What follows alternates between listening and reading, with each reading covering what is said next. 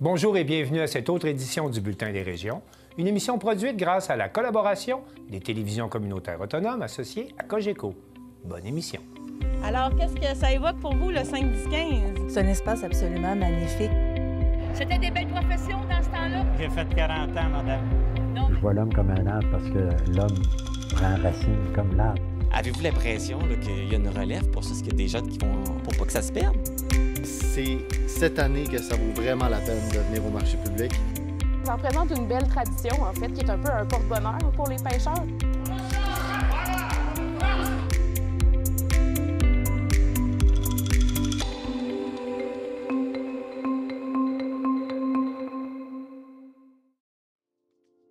Au sommaire pour vous cette semaine, à Montjoly, les élèves de l'école du Mistral accueillent la commission spéciale sur les impacts des écrans et des réseaux sociaux sur la santé et le développement des jeunes.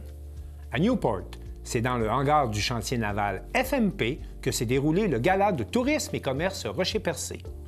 À Cap-Santé, le marché de Noël d'antan se réinvente pour une 22e année. À Montmagny, Jocelyne Cazin parle de sobriété et de son deuxième roman intitulé « Funeste récolte ». À Forestville, une exposition qui fait vibrer la couleur. À Sainte-Anne-des-Monts, on prend la fête de l'Halloween vraiment au sérieux. À Bonaventure, le Musée acadien du Québec présente 4 regards féminins sur la Gaspésie. À Baie-Saint-Paul, l'athlète de snowboard cross Rose Savard-Ferguson sur les traces de la championne mondiale Dominique Maltais. Mais pour commencer cette émission, rendons-nous à Thetford Mines avec l'équipe de TVCRA pour les célébrations du Jour du souvenir.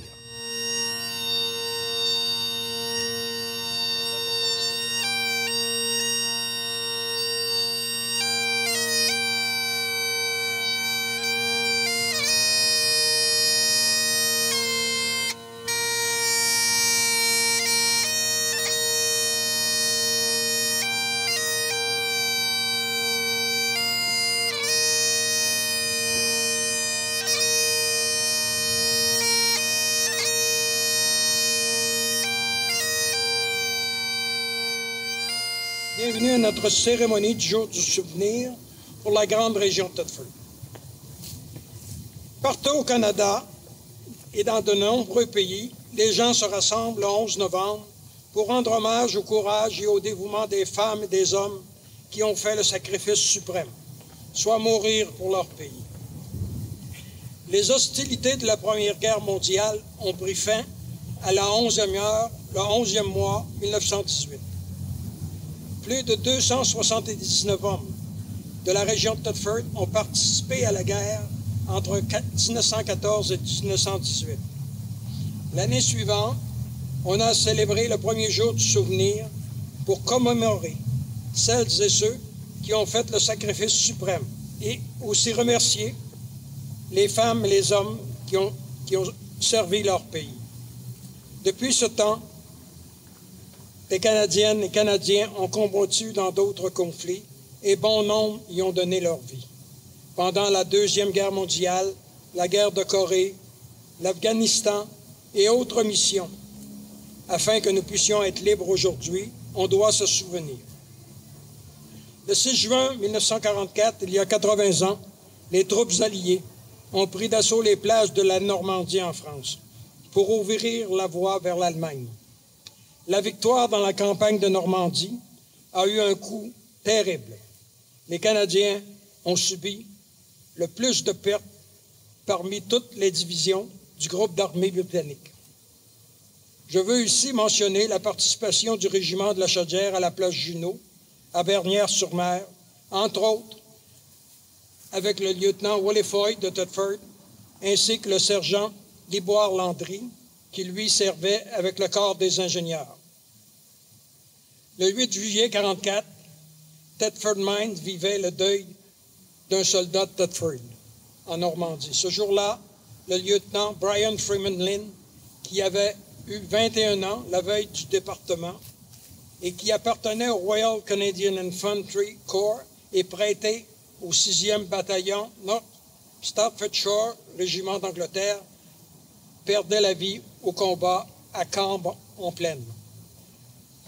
Nous soulignons aussi, le 6 novembre dernier, le 82e anniversaire de la bataille du Saint-Laurent, où de nombreux navires canadiens chassaient les sous-marins allemands. Parmi ces navires, on retrouvait le navire canadien de Sa Majesté, le Thetford Mines, qui a aussi obtenu les honneurs de la bataille du Saint-Laurent, de la mer du Nord et de l'Atlantique. Le 27 juillet dernier, c'était le 72e anniversaire de la signature de l'armistice qui mettait fin à la guerre de Corée. Nous soulignons aussi cette année les 77 ans du maintien de la paix des Nations unies. Les membres des forces canadiennes défendent leur pays, protègent notre paix et veillent à la sécurité dans le monde. Lors de la guerre en Afghanistan, au milieu des années 2003, il y a donc 21 ans, le Canada commençait sa contribution de l'organisation du traité de l'Atlantique Nord, l'OTAN, dans le cadre de l'opération Athéna. Il ne faut pas oublier que les forces canadiennes sont présentes un peu partout dans le monde.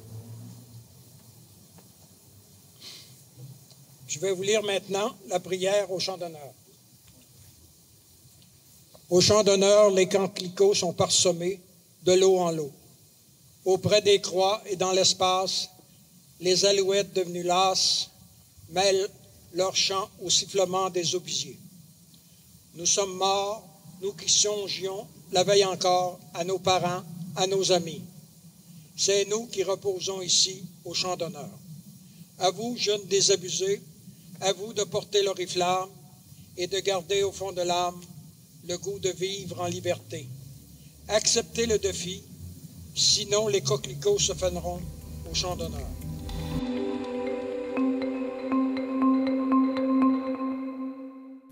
Le 5 novembre dernier, la Commission spéciale sur les impacts des écrans et des réseaux sociaux sur la santé et le développement des jeunes était de passage à l'école Le Mistral à Montjoly.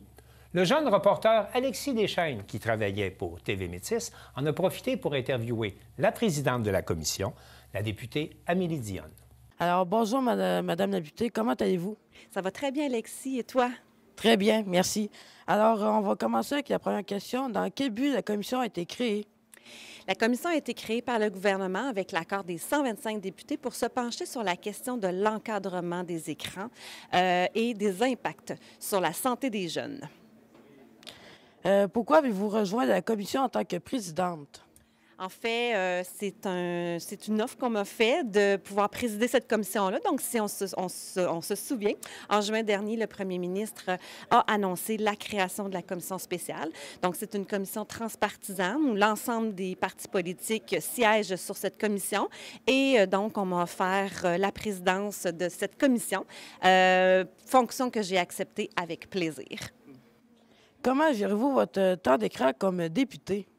Oh, je vais vous dire que depuis que la commission a été créée, vous savez, on a entendu une quantité d'experts et d'expertes d'organisations en audition.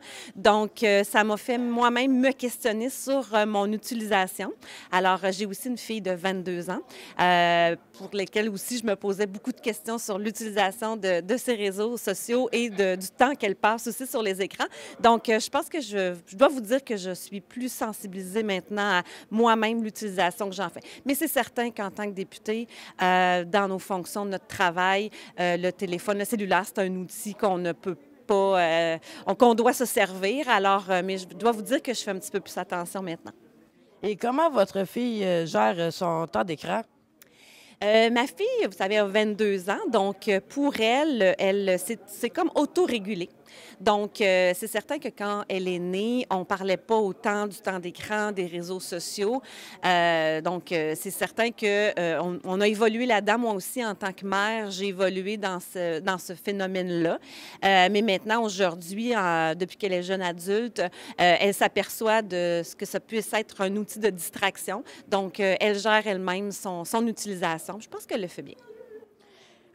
Pourquoi aller entendre l'avis des jeunes seulement dans les écoles primaires et secondaires, mais pas dans les cégeps et universités? On a décidé de prioriser le primaire et le secondaire parce qu'on souhaite s'attaquer à ce phénomène pour justement aller au niveau des plus jeunes, dans le fond. On sait que les enfants de 0 à 5 ans, au niveau des écrans, on limite ou on évite. Maintenant, au niveau des jeunes du primaire puis des jeunes du secondaire, on était vraiment curieux de voir, quelles utilisations ils en font, et 2, comment on peut mieux encadrer justement le temps d'écran et le contenu qui est diffusé. Donc, mais comme je vous dis, on a aussi des consultations, des auditions publiques où on va entendre aussi en deuxième phase, après les fêtes, des organismes qui gravitent autour des jeunes. Donc, il n'est pas impossible non plus que des jeunes du cégep et de l'université viennent en audition publique à la commission. Mais on se disait que pour le primaire et le secondaire, ce serait plus facile pour les jeunes de s'exprimer, de nous parler, que ce soit nous qui se déplacent dans les écoles. Alors, c'est ce qu'on a fait parce que je dois vous dire que vous êtes au cœur de nos discussions. Selon vous, quelles sont les pistes de solutions qui devraient être mises en place pour limiter le temps d'écran chez les jeunes? Pour l'instant, on n'exclut rien. On est en mode écoute. Le rôle de la commission en mai 2025, ce sera de remettre un rapport, de rédiger un rapport au gouvernement pour émettre plusieurs recommandations. Donc, présentement, on écoute, on entend les experts, on entend les jeunes, on écoute. Donc, on est en train de se faire une tête, mais pour l'instant, on n'exclut aucune recommandation. Selon vous, quels sont les avantages de l'utilisation du téléphone en classe? C'est certain qu'on vit à l'ère numérique. Donc, pour moi, c'est certain qu'on ne peut pas non plus faire fi de la technologie parce vous êtes nés là-dedans. Et c'est certain qu'on évolue dans cette ère numérique-là. Donc, c'est important aussi au niveau pédagogique que les enfants, les jeunes puissent quand même apprendre à se servir des outils. Comme je vous dis, le rôle de la commission, c'est vraiment au niveau de l'encadrement des outils technologiques et non de les bannir. Selon vous, quels sont les inconvénients de l'utilisation du téléphone en classe? C'est certain que les experts sont pas mal tous d'accord à nous dire, et même les gens du domaine de l'éducation, à nous dire que ça peut devenir un outil de distraction très important. Alors, c'est pour ça qu'on se questionne sur le fait de les avoir en classe ou pas, le fait de les utiliser à l'école ou pas, mais c'est certain que la plus grande raison qu'on nous dit, c'est vraiment le phénomène de distraction avec les notifications et tout ça. Donc, je pense que au niveau scolaire, c'est plus ça qui nous préoccupe. On sait que vous avez invité Meta et TikTok à s'exprimer sur le sujet le 25 novembre. Qu'attendez-vous de ces géants numériques? Meta et TikTok, on les a contactés, on s'est parlé même au téléphone. On leur a expliqué qu'on n'est pas là pour jouer les avocats. On pense qu'ils font partie de la solution. Meta, TikTok joue un grand rôle au niveau des réseaux sociaux, au niveau de l'utilisation des écrans. Alors, pour nous, en commission, pour les membres, je pense que c'est important qu'on travaille avec eux à trouver des solutions, pour mieux encadrer l'utilisation, mais aussi pour mieux sécuriser dans le fond, les contenus, mieux sécuriser les plateformes. Donc, pour nous, ils sont un incontournable. Et pour terminer, si le grand public veut participer à la consultation de la commission, comment peuvent-ils faire? Alors, nous avons lancé la semaine dernière une grande consultation en ligne.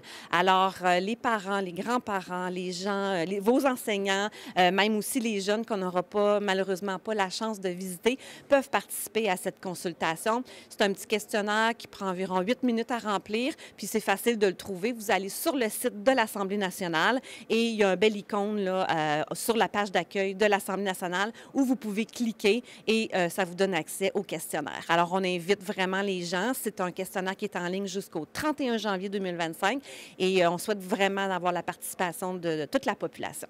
Eh bien, merci, Madame la députée, pour cette entrevue. Bien, merci à vous, Alexis.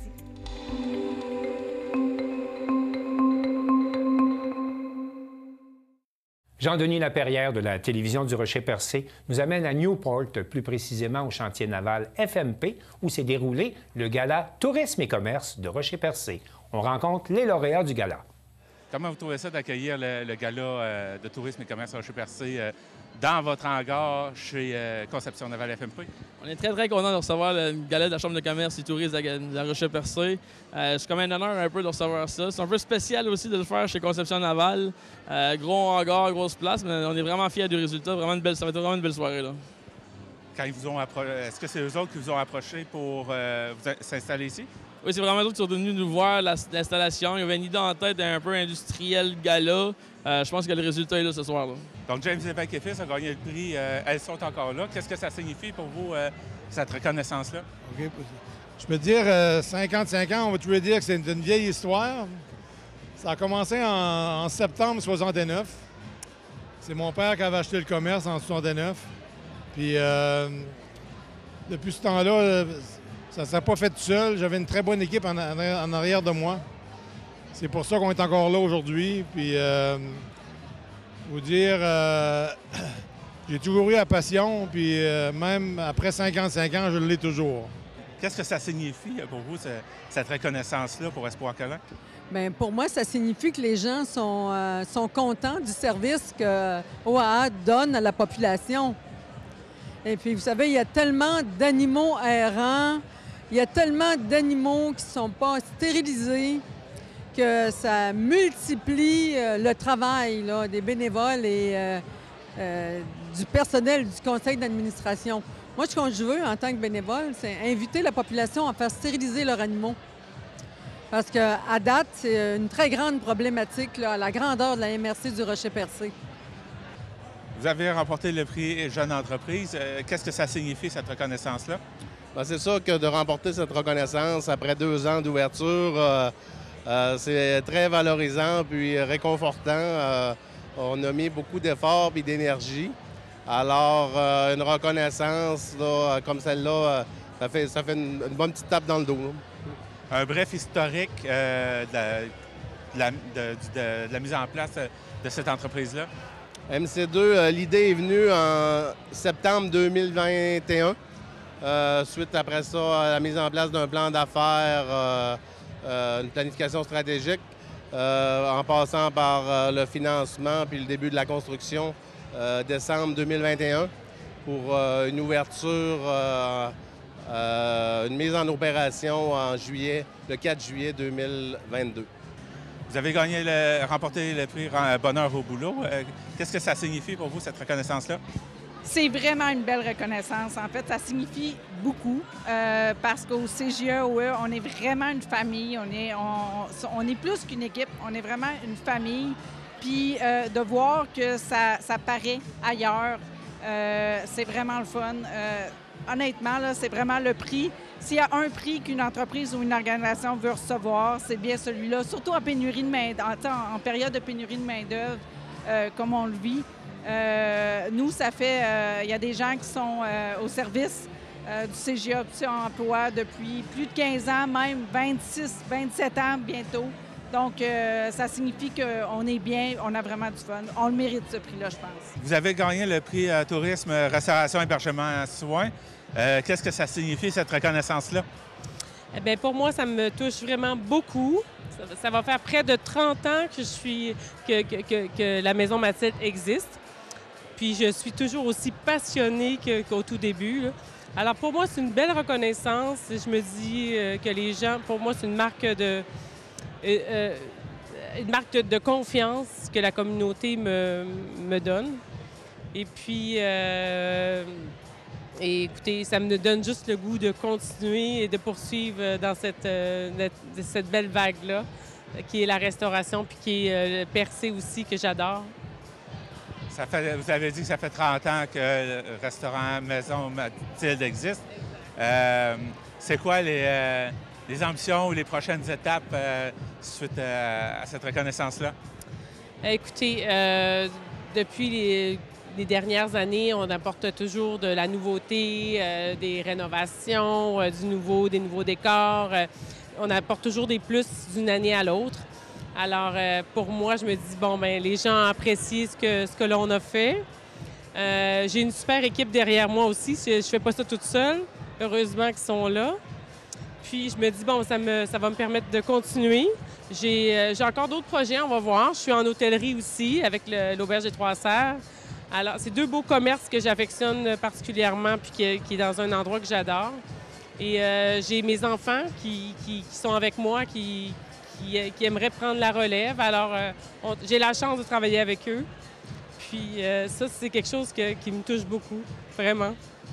Vous avez remporté le prix Tourisme, Activité, Événements. Qu'est-ce que ça signifie, cette reconnaissance-là? Écoute, ça signifie surtout que le travail que j'ai fait avec mon équipe depuis février 2024, ça a quand même progressé très rapidement. Les gens embarquent avec nous. Ça signifie énormément pour moi. Ça me donne des ailes pour continuer. sans rentrer dans les détails, là, c'est quoi les ambitions de la base plein air de Bellefeuille? Les ambitions à venir, écoutez, on a une grosse campagne de financement qui commence. On a des subventions qui s'en viennent. On a des réparations de nos grands chalets, des canaux, des zodiacs. On a plein de choses à rénover. Mais puis on a des cabines à mettre sur pied. Fait que on a beaucoup d'ouvrages encore à venir, mais ça s'annonce très bien. Et beaucoup d'activités à venir aussi, j'ai l'impression. Oui, tout à fait. Demain, en passant, c'est l'activité d'Halloween d'1 heure à 4 heures. On a le village de Noël qui va renaître cette année avec toutes des activités au courant de l'hiver pour revenir à l'été avec notre colonie et le camp de jour.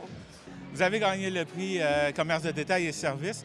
Qu'est-ce que ça signifie, cette reconnaissance-là? Bien, je suis vraiment contente parce que c'est vraiment un rêve que j'avais d'être reconnue.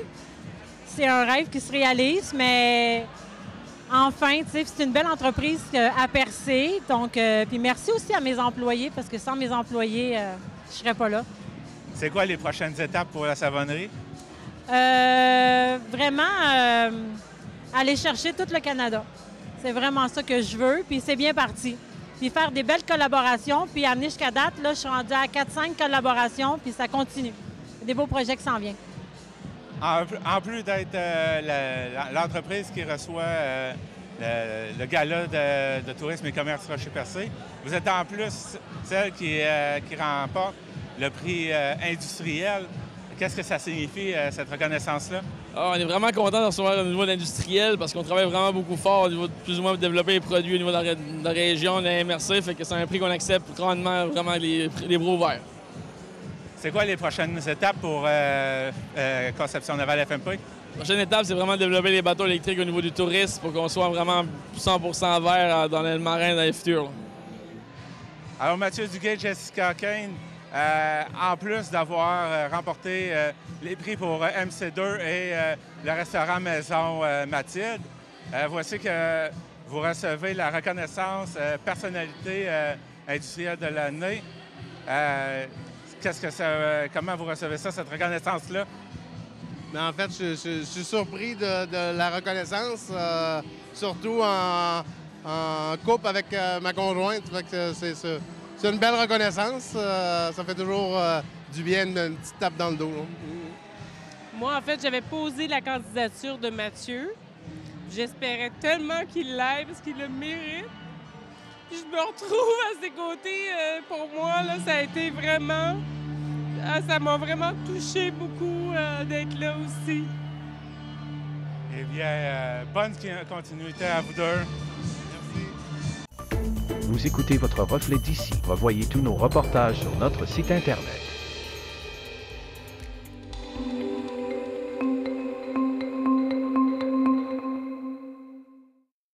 Un peu partout au Québec, à l'approche des fêtes, pas moins de 60 marchés de Noël verront le jour. Et Arthur Bordelot, de CJSR, nous amène au marché du Noël d'antan de Cap-Santé, où l'on essaie de se renouveler depuis maintenant 22 ans.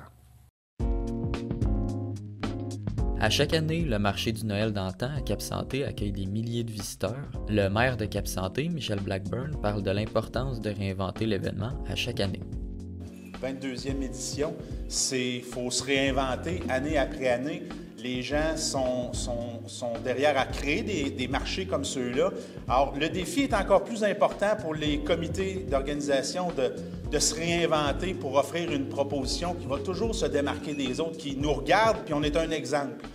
Donc là-dessus, je tiens vraiment à lever mon chapeau au comité d'organisation, au CA, pour cette qualité-là que vous avez de vous réinventer année après année pour offrir une proposition qui va savoir séduire les gens puis de les fidéliser à venir et revenir chez nous à Cap-Santé. Au nom du député de Portneuf, Vincent Caron, ça me fait plaisir d'être ici aujourd'hui. Vous savez que Vincent n'est pas là. Cette semaine, il est aux travaux de l'Assemblée nationale et il est fier de participer financièrement là, aux activités du Noël d'antan. D'ailleurs, vous connaissez son attachement là, pour Cap-Santé et les activités et ce qui se passe ici. Et depuis quand même 22 ans, je pense que le maire l'a souligné, quand même 22 ans à soutenir une activité comme ça prend vraiment une équipe extraordinaire. Réussir à faire un village dans un village, là, il faut vraiment le faire. Tu sais, c'est vraiment... C'est vraiment une tradition, c'est historique. Le marché de Noël aura lieu du 29 novembre au 1er décembre. Pour avoir un résumé de la programmation, j'ai discuté avec William Doré, le coordonnateur adjoint du marché. Oui, cette année, encore une belle programmation. On a plusieurs groupes de musique qui vont venir. On a de l'animation aussi avec Frisson sur la place Desjardins des enfants. On a l'église qui est encore ouverte pour l'exposition de crèche de Madame Crayon qui va être là aussi avec son musée de l'écriture. Beaucoup d'animations, les sortes de carignan salières qui vont être là, qui vont faire des démonstrations de tir de fusil. On a les Filles du Roi qui ont leur chorale aussi, les Voix de la Neuve-France qui vont venir chanter, mais qui vont aussi être présents sur le site en tout temps. On a bien sûr la présence de Saint-Nicolas. Surtout à l'ouverture du site le vendredi soir avec la Marche des Anges, mais aussi Saint-Nicolas va revenir pendant la fin de semaine prendre des photos avec les gens. Il va venir se promener sur le site. Pas ça, une belle programmation. Vous pouvez aller la voir sur la page Facebook ou sur notre site web. On estime notre achalandage entre 15 et 20 000 personnes qui viennent pendant la fin de semaine. Donc, en 2 jours et demi, là, ça fait beaucoup de monde à Cap-Santé.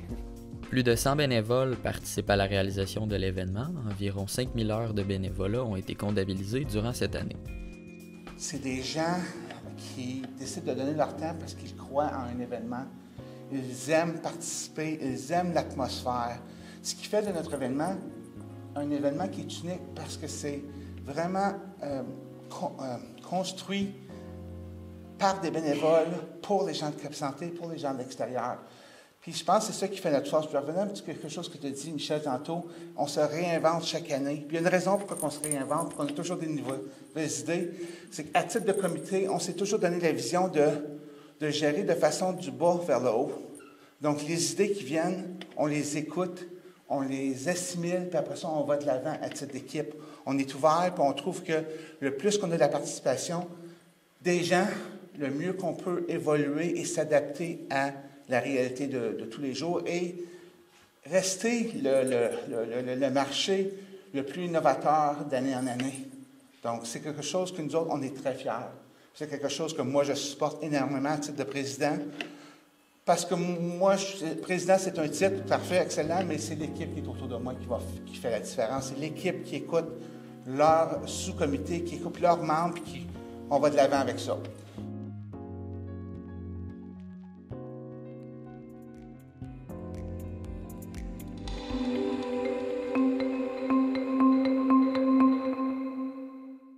Michel Montminy de CMA TV rencontre la journaliste Jocelyne Cazin. Il sera question de sobriété, mais surtout de la parution de son 2e roman, Funeste récolte. Notre prochaine invitée, elle nous fait, je dis bien, l'honneur de sa visite. Jocelyne Cazin, bonjour. Bonjour, Michel. Comment vas-tu? On se dit-tu? Parce que ça fait longtemps qu'on se connaît. Ben oui, ça fait une dizaine d'années. Au moins une dizaine d'années. Au moins une dizaine d'années. Et ça me fait toujours plaisir d'arriver à Montmagny. Tu es un incontournable pour moi. Merci, c'est tellement apprécié. Ouais. Alors, je vais m'habituer à te dire tu en ondes. Ben Comment vas-tu, Jocelyne? Je vais bien, je vais vraiment bien. Et je vais surtout bien depuis un peu plus d'1 an. Parce que, je l'ai déjà dit en ondes, j'ai arrêté de boire de l'alcool. Je suis sobre d'alcool depuis le 23 septembre 2023 et je ne m'en porte que mieux. Je dors bien la nuit, j'ai plus d'angoisse, j'ai plus de chaleur, je me réveille plus avec des grosses chaleurs. Le matin, je me lève en forme et de bonne humeur. Bref, ça va de mieux en mieux. Alors, vive la sobriété pour Jocelyne Cazin. Mais j'ai été un peu surpris lorsque on s'est jasé un peu avant l'entrevue. Ouais. Et quand tu m'as dit ça, que tu avais arrêté de boire à partir de 2023. Mais pourtant, moi, Jocelyne Cazin m'a déjà dit qu'elle avait arrêté de boire. Oui, mais donc, ça, c'est dans les... Donc, je comprends que tu as recommencé. Bien, mais ça... OK. J'avais arrêté de boire dans les années 70 parce que j'étais une trop grosse buveuse. Aujourd'hui, je suis juste grosse. Non, c'est tard. Ce que je veux dire, c'est que dans les années 70, j'avais déjà un sérieux problème. Alors, j'ai été 6 ans sobre. Et dans les années 80, j'ai recommencé à boire en voyage au Mexique, une petite margarita. Et puis, c'est bien bon aux framboises, avec framboises et glace écrasée. En tout cas, c'est bien bon. Et puis, j'ai recommencé à boire. Mais, tu sais, moi, je me calcule comme étant une alcoolique fonctionnelle. J'ai jamais manqué une journée de travail dans ma vie à cause de l'alcool. Okay. J'ai toujours bu après 5 heures. Tu vas me dire, il est 5 heures quelque part dans le monde. Ce qu'on appelle le social. Le social, sauf que le premier verre, c'est trop, puis 1000, c'est pas assez. C'est ça. Alors, je prends un verre de vin, après ça, j'en prends un deuxième, pendant que je fais à manger, puis pendant qu'on mange, un troisième, puis un quatrième, etc., je prends la bouteille. Alors, puis je buvais tous les jours, tous les soirs. Alors, et l'an dernier, j'ai eu un grave accident chez moi, après une soirée trop bien arrosée. J'ai fracturé 2 vertèbres lombaires. Je ne sais même pas où je suis tombée chez moi. Je ne sais même pas, là. J'ai encore un blackout là-dessus. Et je me suis retrouvée à l'hôpital. J'ai été 32 jours à l'hôpital. Alors, ça dégèle, puis ça dégrise, comme on dit. Okay. Et puis, je me suis sevrée pendant ces 32 jours-là. As-tu trouvé ça difficile? Mais pas à l'hôpital, parce que, en plus, j'étais sur les médicaments, là, à cause mais par après, quand la vie reprend son cours normal? Là. Non, parce que... Et en plus, j'ai adhéré à un mouvement qui s'appelle « En sobre ta vie ». Alors, mais c'est juste, malheureusement, c'est juste pour les femmes, mais c'est vraiment très bien. Et donc, depuis ce temps-là que je suis avec ce groupe de femmes-là, où on s'entraide pour rester sobre. Mais rester sobre, pas sèche, rester sobre, mais sereine. Jocelyne, ta visite aujourd'hui, oui, c'est une autre belle réalisation. Oui. J'ose déranger, en octobre 2014. Oui. Ma véritable identité, septembre 2020. Pire que l'éternité, octobre 2022. Et là, tu nous reviens parce que tu t'es découvert un talent, puis tu es très talentueux, je dois le dire. Bien, merci. Tu nous arrives avec Funeste récolte. Oui, oui. C'est le 4e bouquin que tu as écrit depuis 10 ans. Oui. Qu'est-ce qui t'amène? Parce qu'à chaque fois, on pense toujours, ben là, on va peut-être prendre sa retraite, mais là, je pense que c'est pas dans les cartons pour Jocelyne Cazin de prendre sa retraite prochainement. Comme j'ai souvent dit, moi, j'ai pris ma retraite de TVA, mais je ne me suis pas mise en retrait. Je fais autre chose. Et c'est ce que, d'ailleurs, tu sais, je donne des conférences sur la retraite et j'incite les gens à faire autre chose, à demeurer actifs, que ce soit intellectuellement et physiquement. Et moi, je demeure active intellectuellement en écrivant des livres. Mais c'est drôle parce que c'est pas moi qui ai choisi d'écrire des romans. C'est carrément l'éditeur de Flammarion Québec, Erwan Le Seul, qui est venu frapper à ma porte et qui m'a dit « J'ai lu tes 2 premiers livres. Et j'ai aimé ton écriture. Est-ce que tu aimerais écrire un roman? » Quand j'ai commencé à l'écrire, donc c'était fin 2022, je pensais jamais que ce livre-là serait autant d'actualité aujourd'hui, en 2024. Pourquoi? Alors, tu sais que Donald Trump a gagné son élection et Donald Trump a promis d'expulser 11 millions de migrants illégaux des États-Unis. Qu'est-ce que tu penses que vont faire une partie de ces migrants illégaux? Comme ils l'avaient fait par le biais du chemin Roxham entre 2017 et 2023, il y a des milliers, il y a pas loin de 40 000 migrants illégaux qui ont passé par le chemin Roxham jusqu'à ce que le gouvernement fédéral décide de le fermer, ce chemin. Mais il y a d'autres chemins, il y a d'autres... Écoute, il y a 800 kilomètres de frontières entre les États-Unis et le Québec. Alors, il y a plein d'endroits, dont le chemin Dundee, j'en parle dans mon livre.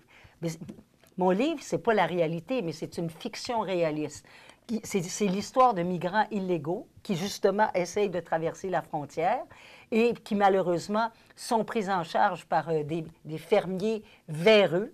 Ils ne sont pas tous véreux. Heureusement, la majorité des fermiers au Québec sont honnêtes.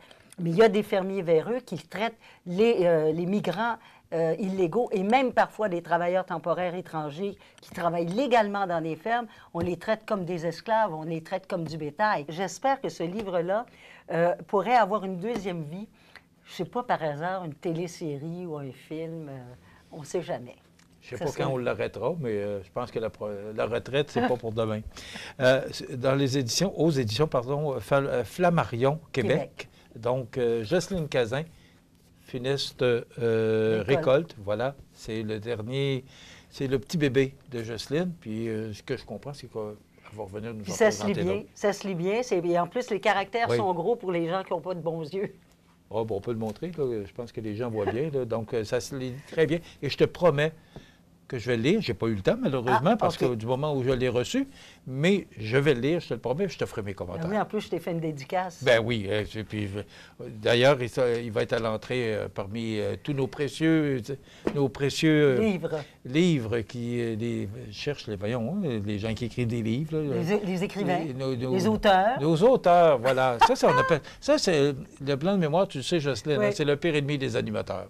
Écoute, je te comprends tellement. J'en ai eu quelques-uns quand j'animais. Jocelyne Cazin, merci beaucoup de ta visite. Merci. Voilà.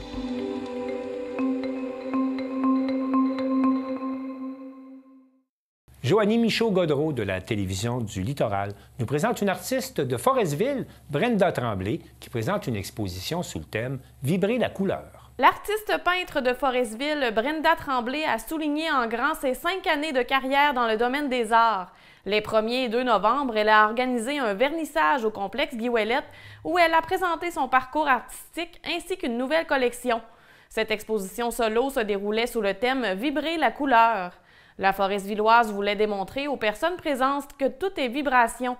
Elle croit que ceux qui pensent négativement attirent forcément du négatif. C'est une fréquence, c'est une vibration, selon l'artiste qui évolue dans le domaine énergétique depuis ses débuts. C'est en 2019 que Brenda Tremblay a fait le grand saut et s'est lancée à temps plein dans ce monde qui lui plaît depuis sa jeunesse. Elle a décidé de se dévoiler au monde, de se lancer dans le domaine. Pour elle, il s'agissait d'un test de marché puisqu'elle vit en région. Inspirée par Linda Isabelle, une artiste peintre de Forestville dont le succès est maintenant international, elle croyait que son rêve de faire de l'art à temps plein était possible. Même si la créativité artistique a toujours fait partie d'elle, Brenda l'a mise de côté pendant un petit moment jusqu'à ce qu'elle souffre d'une dépression en 2017. Elle a ensuite reconnecté avec la musique, l'art et le dessin notamment. Elle s'est rendue compte que ça lui faisait du bien. C'est pourquoi la mission qu'elle s'est donnée avec ses œuvres est de faire du bien aux autres, à ceux et celles qui les observent. En visitant l'exposition, on s'aperçoit de l'évolution de l'artiste au cours des 5 dernières années. Son style s'est affiné, tout comme sa technique, mais le thème de la spiritualité est demeuré présent malgré les années qui passent. Alors qu'elle avait le syndrome de l'imposteur à ses débuts, maintenant Brenda Tremblay se sent suffisamment à sa place pour organiser un tel événement. Une nouvelle collection a été créée spécialement pour l'occasion et celle-ci comprenait une pièce maîtresse de grande dimension. Lors de son dévoilement, le 1er novembre en soirée, les gens présents étaient époustouflés par le travail de Brenda Tremblay. Voici la description qu'en fait l'artiste. Enlève ce masque qui alourdit tes épaules. Enlève ce masque imposé par la société. Enlève ce masque pour dévoiler ta lumière. Enlève ce masque pour vivre ta vérité. L'artiste peintre forestvilloise est de plus en plus connue à travers le Québec. Quand elle se déplace dans les symposiums, elle se fait reconnaître par des amateurs d'art qui la suivent sur les réseaux sociaux. Sa candidature est presque toujours acceptée dans les symposiums. Quand elle pense à son avenir en tant qu'artiste, il lui reste des objectifs à atteindre. Elle aimerait, entre autres, pouvoir vivre de son art à 100%.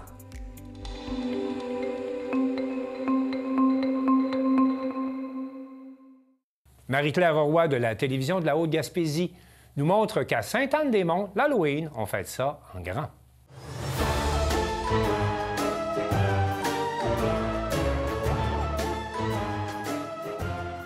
Allô? Allô?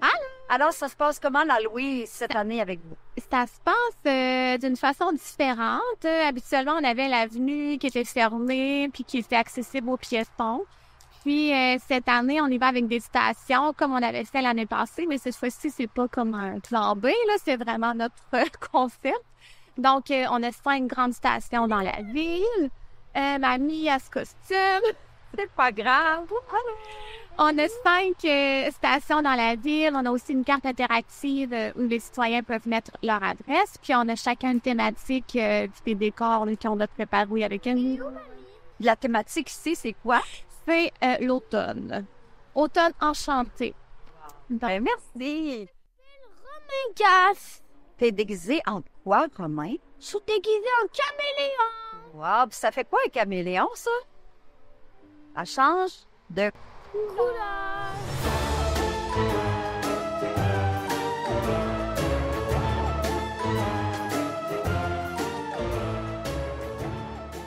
Puis le repère de sorcières. Qu'est-ce qui va se passer dans le repère de sorcières? Qu'est-ce que vous avez comme activité? Thématique, c'est un rave. C'est comme plus un nightclub ce soir. Fait que possibilité de prendre des photos, toute la famille, les amis avec un mur. Sinon, il y a le bar à bonbons, bien sûr, sans alcool. Et il y a une section où on peut danser avec le DJ sous le chapiteau à l'abri de la pluie.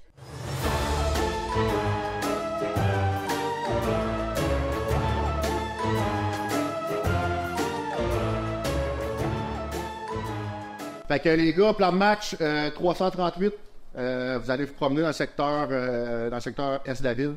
Vous allez aller dans le secteur de chez Valérie, à l'est, secteur dans le coin du 601 Saint-Anne-Est.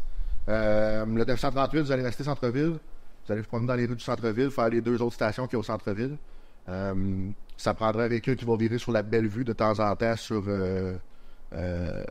au kiosque qu'il va y avoir dans Bellevue. On a un kiosque aussi qui se trouve à être sur la première avenue du côté ouest, proche de chez Chrysler. Fait que c'est ça. On roule tranquillement, on est gyrophare allumé. Si on a un appel, on sort de la file, on s'en vient à la caserne. En urgence, mais quand même tranquillement. On fait ralentir le trafic. Puis on essaye le plus possible d'être sécuritaire. On donne des bonbons aux jeunes, on s'amuse, puis on est prudent. Salut, Louis.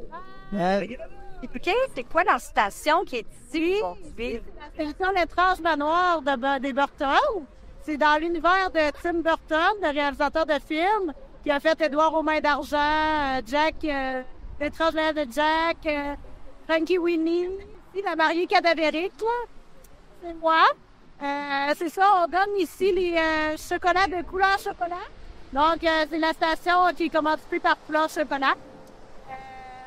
On a d'autres commanditaires principaux, mais ils sont dans d'autres stations. Donc, vous avez aussi une carte ici.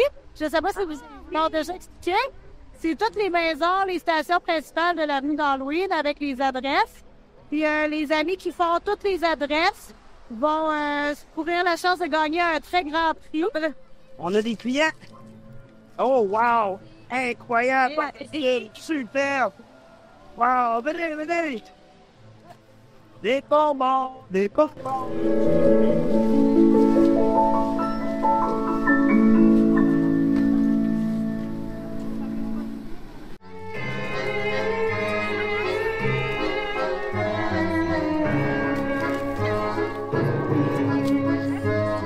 Allô les filles, ça va bien?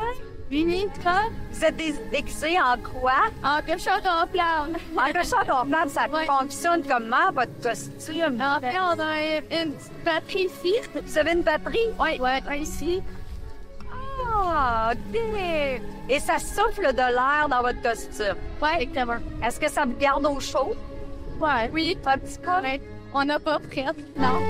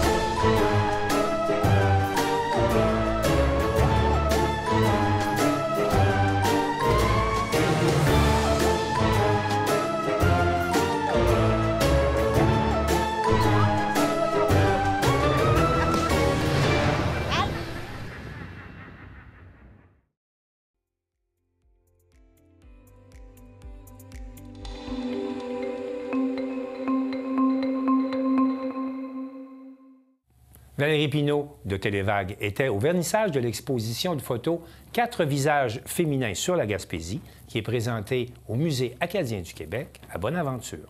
Dimanche le 3 novembre dernier, le Musée acadien du Québec à Bonaventure procédait au vernissage de sa nouvelle exposition « 4 regards féminins sur la Gaspésie ». Une exposition en collaboration avec les rencontres de la photographie en Gaspésie. Claude Goulet, directeur de l'événement, nous présente les 4 artistes internationaux qui se sont inspirés de notre merveilleux territoire. Un peu comme je mentionnais tantôt lors du vernissage, il s'agit de 4 artistes qu'on a accueillis cette année dans le cadre des rencontres. Chaque artiste avait en moyenne une vingtaine de photos, exception faite de Chieko Gélasi, qui est l'artiste japonaise, qui a fait peut-être une 40 de tirages sur la Gaspésie. Ces artistes-là sont venus en 2022 et 2023 en résidence en Gaspésie. Et quand le Musée acadien a lancé cette idée-là de 4 regards féminins, on a fait une sélection d'images. Mais écoutez, oui, il y a certaines images, mais c'est beaucoup plus que ça. C'est parce qu'il fallait se limiter. Mais c'est ça. Donc, Chieko Gélasi, artiste japonaise, c'est tous des tirages originaux qu'elle a elle-même développés au Japon, qu'elle nous a envoyés, qu'on a fait monter. Ensuite, Clara Gasparotto, artiste belge, qui est venue aussi en résidence, qu'on a exposé cette année à Matapédia. Mais encore là, c'est une vingtaine de tirages. C'est vraiment une courte sélection qui est au musée ici. Au fond, vous avez Maud Arsenault, une artiste québécoise, qu'on a présentée cette année à Vaste et Vague. L'œuvre s'appelle « Dans un océan de chair ». Et Maud, ça comprenait 3 vidéos, une installation avec des photos. Donc, c'est assez majeur, vraiment. Et je termine avec Marine Lécuyer. Marine Lécuyer, qui est une artiste française, qui fait partie de l'entente de collaboration avec notre partenaire Diafam. Donc, Marine, elle a exposé à Percé cette année. Donc, encore là, une vingtaine de tirages face à l'île Bonaventure. Mais donc, quand le musée nous a fait l'invitation, on s'est dit, bien, c'est un beau moyen de réunir ces 4 regards-là avec des origines complètement différentes. Fait que c'est ça qui est riche, en fait. C'est des regards complètement différents.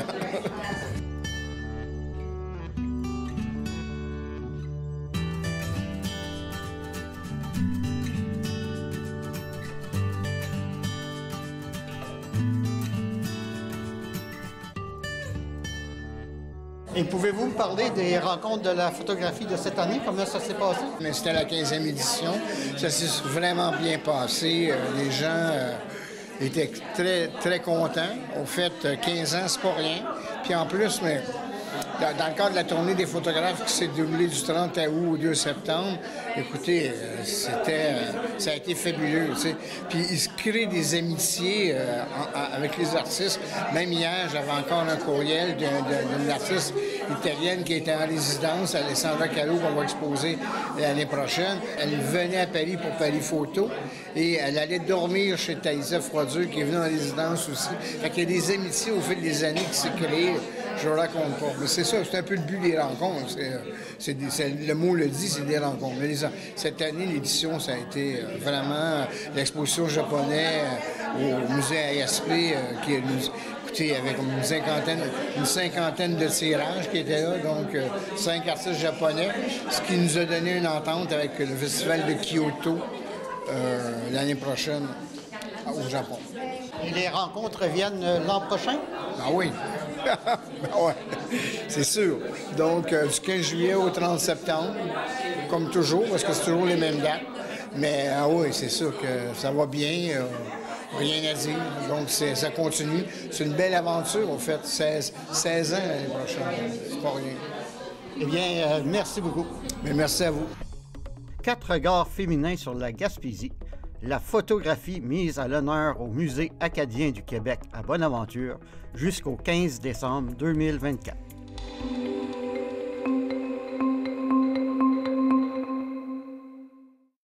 À TVCO, les animateurs de l'émission Le Vestiaire ont rencontré l'athlète de haut niveau Rose Savard-Ferguson qui a abandonné le patinage artistique pour se consacrer au snowboard cross. On écoute leur entrevue. Elle est en nomination comme athlète de l'année au prochain Gala du Fil avec nous. Rose Savard-Ferguson, comment vas-tu? Ça va bien, vous? Très bien. Très bien. Parce qu'aujourd'hui, on parle d'un sujet que j'adore, c'est le snow. Le snowboard sur toutes ses coutures. Mais d'abord, il y en a plusieurs qui te connaissent déjà comme athlète de patinage artistique. Qu'est-ce qui s'est passé? Ouais, qu'est-ce qui est arrivé? Un revirement de situation, vraiment. Il y a plusieurs facteurs. De un, le patinage artistique, c'est reconnu pour un environnement un peu toxique. Troubles alimentaires et tout, là, c'est pas une histoire très heureuse. Mais bref. Mais écoute, j'aime vraiment ça parce qu'on n'entend pas parler tant que ça. Non, vraiment pas assez. Puis on se sent toujours seul là-dedans. Puis j'ai reparlé à plein d'autres athlètes de patinage qui vivaient la même chose que moi. Une grosse pression d'être mince, d'être parfaite, toujours. Puis j'avais simplement pas le corps qu'ils voulaient que j'aille. Et donc, ça a laissé des grosses séquelles. J'ai dit finalement... c'est terminé. J'étais rendue en Alberta à ce point-là. J'ai appelé mon père, j'ai dit « Papa, viens me chercher. » C'est fini. Et finalement, ça, à ce point-là. C'est arrivé quand, ça? J'avais 14 ans. OK. Quasiment 15. Mais tu sais, il y avait des années avant ça là, que tu le subissais puis tu continuais quand même. Vraiment. Je suis partie de Montréal pour cette raison-là. Je pensais peut-être que ça allait aider, mais le dommage était déjà fait. T'sais, j'étais tellement jeune dans tes années où tu te développes, ils mettent ça dans la tête. Mais ayant une mère qui connaît le sport, ça aidait ou pas? D'une certaine manière, oui, parce qu'elle savait de quoi je parlais. Elle l'a vécu elle-même. Ah ouais? Oui, mais d'une autre manière, elle aussi, on lui a dit ça toute sa vie. Donc, ça y a pris longtemps avant de se rendre compte, OK, c'était pas correct ce qui m'est arrivé à moi. Parce que j'imagine, à un moment donné, tu penses que c'est la norme. Exact. Mais ce l'est pas. T'as pas besoin de torturer tes athlètes pour qu'ils soient bons. C'est ça, je me suis rendu compte quand l'entraîneur de mon frère me dit « Hey, t'as-tu déjà fait du snow? J'ai jamais fait ça de ma vie. » Je dis « Non, mais je peux essayer. » Puis j'étais comme « Wow, j'ai pas besoin de pleurer à chaque entraînement. » C'est super, j'aime, donc Ben, passons au plus positif. Donc, mais il y a 4 ans, je trouve ça vraiment intéressant, par exemple, parce qu'on n'en parle pas souvent. Puis je sais qu'il y en a plusieurs qui vont écouter le vestiaire et vont dire « Ouais, c'est peut-être pas normal là, ce qu'on vit. » Donc, il y a d'autres choses, là. Il y a du positif, justement, comme il faut en parler. C'est un sport magnifique, mais l'environnement, il faut qu'il change. Ça n'a pas le choix. Ben, écoute, t'as passé au snow, justement, Paulou. Pourquoi le snow? Puis ça fait comme depuis 4 ans que tu en fais seulement, si je comprends bien. 3 ans. Et nommé l'athlète. Exactement. Ça va bien. C'est ça? Hey, ça va bien. Je pensais jamais que j'allais me développer aussi rapidement. Mais finalement, il y a beaucoup de points en commun. Patin snow, c'est des corps, c'est la vitesse. C'est vrai. Puis j'avais regardé mon frère faire ça toute ma vie. Donc, c'est venu rapidement. J'ai monté rapidement en haut de l'équipe du Québec. Puis même au niveau international un peu. Donc, moi, je regarde ça aller. Je suis vraiment émue. Surprise? Oui. Oui. Beaucoup? Mais c'est pas que je crois pas en moi, c'est juste que, je veux dire, 3 ans, habituellement, c'est pas assez. Mais j'avais tellement de capacités que j'avais entraîné pendant ces années-là au patin que ça s'est transféré. L'environnement est meilleur, j'imagine? L'ambiance est différente du patin? C'est un choc culturel. Mon Dieu, je peux manger un burger devant mon coach. Nous autres aussi, on le fait. Hein? Puis si je le finis pas, il me dit « Finis ton burger si tu vas aller vite. » Je comprenais pas ce qui se passe. Parce que j'imagine, c'est ça, là. Il faut que tu aies du poids, il faut que tu colles à terre, il faut que... C'est un autre. Tu as dû être un peu, à la limite, choqué de dire « Hey, j'ai donc bien perdu du temps. » La gravité, c'est ton ami maintenant, là. Oui, c'est ça, mais il a fallu que je transforme mon corps, là, les heures passées au gym pour prendre la masse musculaire. Là. Mais je pense que ça fait mieux avec ma personnalité. J'aime ça faire des gros jumps, finalement. C'est ça. Mais j'aimerais qu'on différencie un peu, parce que, bon, on pense, la planche, en tant que telle, il y a plusieurs disciplines. Il y a le slow style, il y a le big air, il y a le snowboard cross, un peu ce que faisait, ce que faisait Dominique Maltais, pour ceux qui... Qu'est-ce qui te plaît dans ce type de course-là? C'est vraiment la vitesse. Ouais. Moi, j'ai toujours aimé la vitesse. Je faisais du ski avant, puis je faisais juste du downhill en ligne droite sur le damé. C'est le fait que tu vas tellement vite, puis tu fais un jump, puis tu as un moment dans les airs où tu sens rien, puis tu as juste le vent dans tes cheveux un peu. Là. C'est cette adrénaline-là pour laquelle je vis. Là. En donnant des coups de coude en même temps. Oui, mais c'est ça qu'il faut comprendre aussi. C'est ça, là. Tu sais, c'est pas une descente, là, une petite promenade au parc, là, parce que t'as quand même 3 autres filles qui essayent d'être premières. Ça pousse. Est-ce que ça pousse tant que ça? Maintenant, moins. Ils ont changé les règlements. Si tu pousses, tu peux te faire disqualifier assez rapidement, mais les parcours sont pas tant larges que ça, puis ça t'envoie tout en même place, fait que c'est sûr, ça s'accroche tout le temps. Faut vraiment que tu sois stable, faut que tu aies des bons abdos, sinon tu vas te faire pousser dans le binette assez rapidement, je dirais. Donc là, écoute, dans 3 semaines, tu nous quittes, tu t'en vas en Autriche, si j'ai bien compris. Oui, exact. Pour les premières vraies compétitions de l'année, j'arrive du Chili pour des coupes Amérique du Sud. Là, on s'en va faire des coupes européennes avec toutes les équipes internationales. Là. Ça commence bientôt. Ma question, c'est, une fois, on s'entend là, présentement, c'est dur de s'entraîner ici au Québec, là, les conditions. Mais quand il y a de la neige, c'est-tu possible de s'entraîner ici? Ou il faut vraiment s'expatrier? À un plus bas niveau, absolument. Le problème qu'on a au Québec, c'est qu'il n'y a pas beaucoup de places qui font un parcours Puis les parcours peuvent avoir plusieurs niveaux. Puis à un certain point, quand tu es trop rapide pour le parcours, ça sert plus à rien. Tu sais, les jumps sont plus assez grands, c'est pas assez rapide. Exact. Donc, il faut vraiment s'expatrier la majorité du temps, là, malheureusement. C'est la meilleure endroit pour s'entraîner? Il y a le Mont-Royal qui font toujours un beau parcours. Ouais, oui, une petite montagne en Beauce. Quand même. Et sinon, une autre petite montagne dans le milieu de nulle part, Val-Saint-Côme. Je sais pas si vous connaissez. Ouais. En ce moment, je suis plus basée là-bas. Là, ils travaillent sur faire un plus beau parcours. Là. Fait que ça devrait être beau. Il y a quand même de l'espoir parce que je me rappelle aussi qu'il y avait une question d'assurance pour les montagnes. Parce qu'à un moment donné, en tout cas, dans mon jeune temps, jadis naguère, je me rappelle que on pouvait s'entraîner ici, c'était possible. Mais il y a eu une mauvaise chute, on a tout fermé, c'était trop cher en assurance. Fait que c'est difficile pour des athlètes comme vous. Puis les conditions qu'on a au Québec aussi sont pas... Non, sont instables. Il faut que la montagne elle sacrifie une piste au complet parce que justement, le public général peut pas aller dans la piste. C'est trop dangereux. Je pense que les gens comprennent pas à quel point c'est difficile. Nous, on pourrait le faire, mais en 3 skis. Oh non, non. Non, mais il y en a. Il y en a qui le font, c'est vraiment cool. J'aimerais ça. Ouais, mais non. Non. Moi, je pense à mon coccyx. Non, moi, je supporte ça, vraiment. Peut-être un jour au vestiaire. Est-ce que tu as eu des discussions avec Dominique Maltais, justement, pour connaître un peu comment ça se passe? Parce que, tu sais, on a quand même eu des globes de cristal. Quelques-uns. Une tablette assez lourde.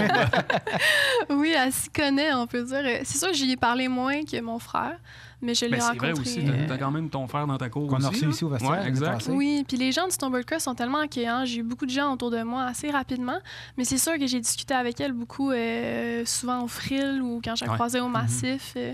Ouais, donc elle a su ma carrière, super contente pour moi. Elle like mes posts sur Instagram. Ta saison, ça ressemble à quoi cette année? Tu vises combien de courses? Beaucoup de courses quand même. Je peux pas donner un chiffre exact, mais une grosse saison. Je vais essayer d'être dans le top 3 du cumulatif nord-américain et de faire mes débuts sur la Coupe du Monde, ce qui devrait arriver au mois de décembre en Italie et à la fin de l'année à Sainte-Anne, au Canada. C'est quand même très hâte de voir les échelons qui ont été gravis très, très rapidement de ton côté. Et j'imagine que tout ça coûte quand même relativement cher. Est-ce que tu as des commanditaires? Est-ce que tu cherches des commanditaires? Tu es tout le temps à l'écoute d'eux? J'ai des commanditaires, absolument. Je pourrais pas faire ça sans eux. Hein. J'ai BMO Assurance, Suspension Simard, Jean Coutu, chacun son pain qui m'aide beaucoup, mais c'est sûr, j'en cherche toujours. Parce que oui, c'est cher et ça devient de plus en plus cher. Le moins on a de neige au Québec, le plus il faut aller ailleurs. Ouais, c'est ça. Tu parles de moins en moins de neige. Est-ce qu'il y a beaucoup de compétitions qui sont annulées à cause du manque de neige? Absolument. C'est un gros problème, puis on le sait pas d'avance. Des fois, il y a de la neige, puis là, il pleut pendant 4 jours. Le parcours devient grand comme ça fonctionne plus. En passé, on avait 14 Coupes nord-américaines de cédulées. Il y en a eu 6, en fin de compte. Plus que la moitié ont été annulées, c'est fou quand même. Là. Non, il n'y a pas de problème. Tout va très bien. Exactement. Tout va très bien. On a pas. Est-ce qu'on pense déjà aux Olympiques? On pense toujours aux Olympiques en tant qu'athlète. Cela dit, c'est de la chance aussi aller aux Olympiques. Hein? Ouais, c'est le timing. De 4 ans. Avoir commencé le sport si tard, les prochains, ça serait un bonus, c'est pas impossible, mais c'est pas nécessairement ce que je vise. Ça serait plus ceux d'après qui vont être aux États-Unis. Je crois que tu dois faire un cycle de 4 ans complet. Là, c'est comme un cycle de 2-3 ans. Ouais, c'est ça. Il faudrait que je me qualifie cette année. Là. Donc, c'est un peu. Tout est possible. C'est possible, absolument. Mais en même temps, c'est un sport dangereux. Fait que je veux pas trop me pousser, me rentrer dans des parcours trop grands, trop rapides et me fatiguer et finalement me blesser. C'est ça qu'il faut vraiment éviter. Là. Je trouve que tu as une bonne approche, tu sais, de garder le plaisir, passion, sans nécessairement... Mais aussi être lucide, parce que tu sais, c'est quand même un cheminement qui est difficile, tu l'as dit, tu veux pas te maganer non plus, fait qu'il faut bien gérer son corps, en fait, c'est une machine, puis c'est ton outil de travail, donc je pense que moi, on va avoir une médaillée bientôt. J'espère. Tu vas nous voir si tu es olympienne? Ben, c'est sûr. Promis? Absolument. Je le promets. Avant ça aussi. Hein? Mais on te souhaite plein de médailles, puis on te souhaite une saison 2024-2025 remplie de succès. Merci beaucoup. Merci beaucoup. Merci, Rose.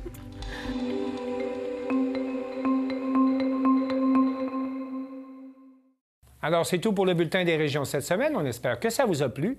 Je remercie toutes les stations de télévision participantes et je vous dis à bientôt.